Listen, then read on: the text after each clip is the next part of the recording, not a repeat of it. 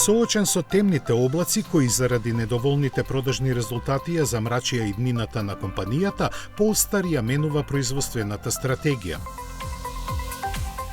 Искусниот Михаел Лохшелер, кој е на нејзиното чело само неколку месеци, најави дека електричните автомобили на марката ќе се прават и во Европа.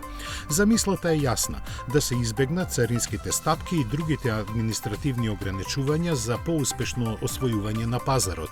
Ваков потек е применет и во настапот на американскиот пазар со одлуката средно големиот кросовер, означен како Polestar 3, да се произведува и во фабриката на Volvo во Јужна Каролина.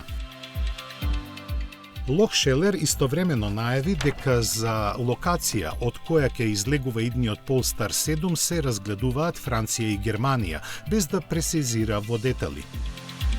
Познато е дека компанијата нема сопствени производствени капацитети и ги користи поклоните на нејзиниот сопственик во Кина.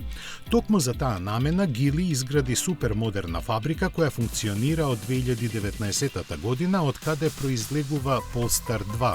Купе кросоверот Polestar 4 пак се произведува во погоните на Рено во Јужна Кореја.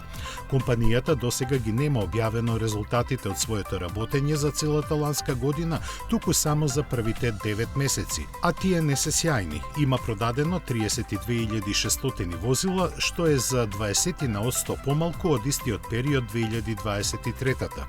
За толкав процент се намалени и приходите, но се намалија и загубите.